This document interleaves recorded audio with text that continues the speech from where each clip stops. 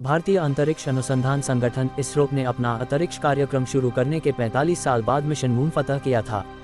भारत ने 22 अक्टूबर 2008 को चंद्रयान लॉन्च किया था, जो 30 अगस्त 2009 तक चंद्रमा के चक्कर लगाता रहा। इसी चंद्रयान में एक डिवाइस लगा था मून इम्पैक्ट प्रोब यानी मिप, जिसने 14 नवंबर 2008 को चांद की सतह पर उतरकर अंतरिक्ष विज्ञान के क्षेत्र में भारत का दबदबा बढ़ाया। ऐसा करने वाला भारत चौथा देश बन गया।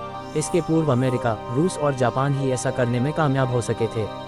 इसी डिवाइस ने चांद की सतह पर पानी की खोज की। यह इतनी बड़ी खोज थी कि अमेरिकी नासा ने भी पहले ही प्रयास में ये खोज करने के लिए भारत की पीठ थपथपाई थी। चंद्रयान 1 इसरो के चंद्रमा मिशन का पहला यान था।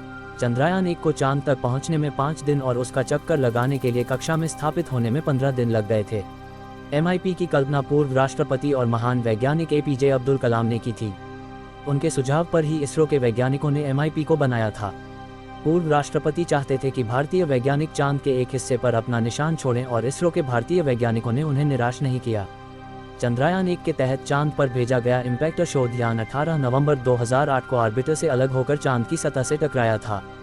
ये चांद के दक्षिणी ध्रुव के पास स्थित गड्ढे के पास उतरा था। चांद के जिस हिस्से पर यह टकराया था उसे जवाहर पॉइंट नाम दिया गया है।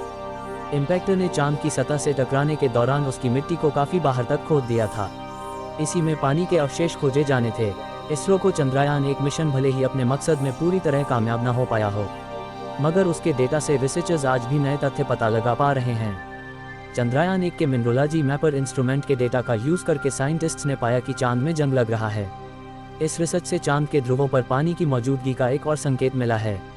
चांद पर भारी मात्रा में लोहा मौजूद है, लेकिन ऑक्सीजन और पानी होने की पुष्टि नहीं है। नासा के रिसर्चर्स का मानना है कि यह जंग लगने के पीछे धरती का वायुमंडल हो सकता है। चंद्रयान 1 का कुल वजन 1380 किग्रा था। इसमें हाई रेजोल्यूशन रिमोट सेंसिंग उपकरण थे। इन उपकरणों के जरिए चांद के वातावरण और उसकी सतह की बारीक जांच की गई थी। इनमें रासायनिक कैरेक्टर, चांद की मैपिंग और टोपोग्राफी शामिल थे।